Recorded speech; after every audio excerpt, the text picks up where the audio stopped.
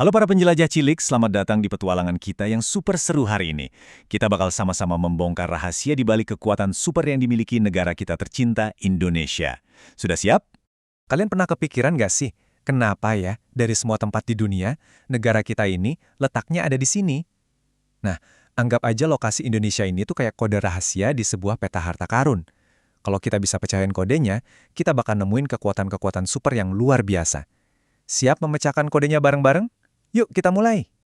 Oke, petualangan pertama kita dimulai. Siapkan kacamata petualang kalian, karena kita akan mencari di mana sih titik istimewa Indonesia di peta dunia. Fokus ya, jangan sampai kelewatan.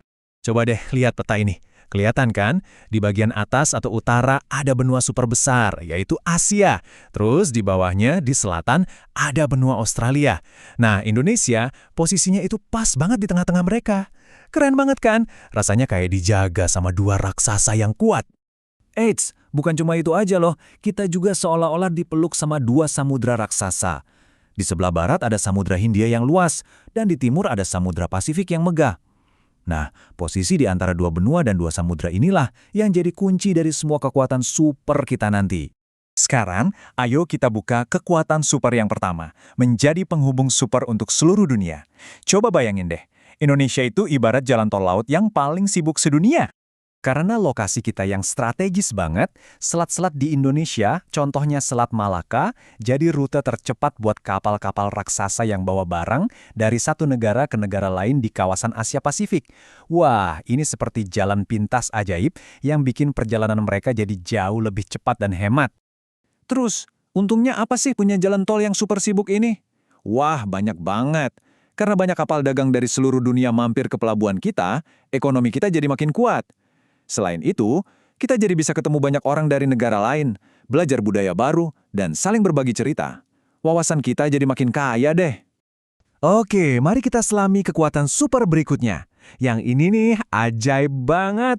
Seolah-olah kita punya 3 penyihir cuaca hebat yang mengendalikan iklim di Indonesia. Wow, penyihir apa aja ya mereka? Penyihir pertama adalah penyihir muson. Dia punya 2 angin andalan.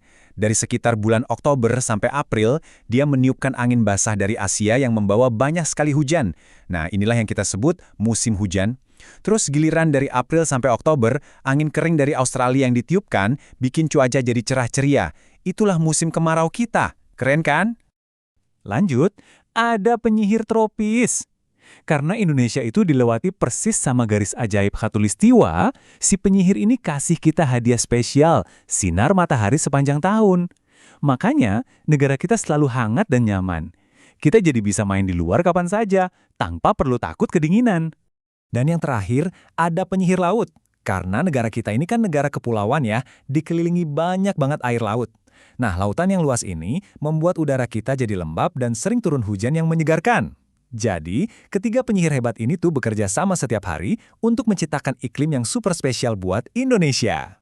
Nah, dari iklim yang luar biasa ini, kira-kira apa ya yang kita dapatkan? Yuk, kita ungkap kekuatan kembar dari daratan dan lautan Indonesia. Berkat kerjasama para penyihir cuaca tadi, Indonesia dapat 2 julukan juara. Pertama, juara di darat sebagai negara agraris, artinya tanah kita subur banget dan hebat untuk menanam. Dan kedua, juara di laut sebagai negara maritim, karena lautan kita sangat luas dan penuh dengan kekayaan. Kekuatan tanah subur ini benar-benar hebat. Dengan hujan dan matahari yang pas, para petani bisa menanam apa saja.